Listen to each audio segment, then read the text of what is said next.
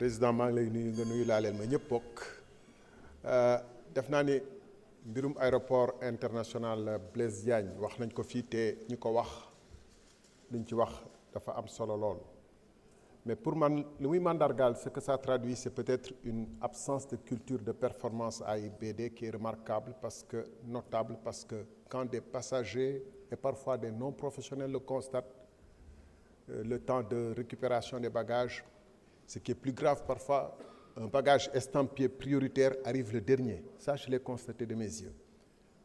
Mais ce qu'on voit quand on y regarde de près, depuis la passerelle jusque là où on fait la queue avec les peintures éraflées, les carreaux qui gardent des marques de salissure intense, le tapis bagage, on voit qu'il y a une absence de culture de performance dans cette entreprise. Et au-delà, est-ce qu'il y a un audit sérieux qui se fait régulièrement, comme c'est préconisé justement par l'annexe 9 dont parlait tout à l'heure M. Oumar Sy.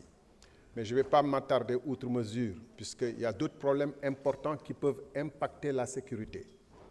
Le personnel. Le personnel de l'AS, de TSA et d'autres font des shifts de 12 heures de temps. Et pour pouvoir arriver et repartir, ils peuvent rester 13 heures de temps entre le moment où ils quittent chez eux et où ils rentrent.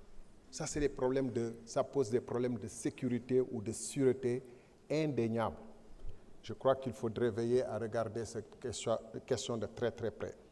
Ici, ajoute que les niveaux de paiement et de rémunération sont faibles.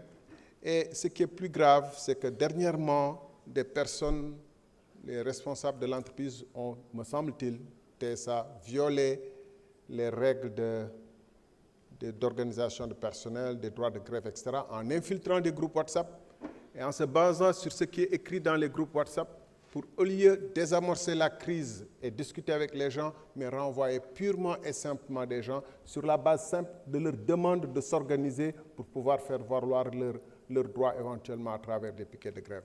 Pour un régime qui dit qu'il est révolutionnaire, qu'il est issu de lutte, traiter ainsi des travailleurs qui ont voulu revendiquer leurs droits sans leur avoir donné même la possibilité de s'expliquer, c'est quand même très dommageable. Monsieur le ministre, je voudrais terminer en disant que la Guinée est en train de faire un travail important sur le transport terrestre ferroviaire. Nous sommes en train de bricoler des rails à écartement métrique. Nous serons 36 millions dans quelques années. Les Maliens seront 50 millions. On ne peut pas couper avec un transport ferroviaire important, écartement standard qui permet d'évacuer les marchandises. Je vous remercie.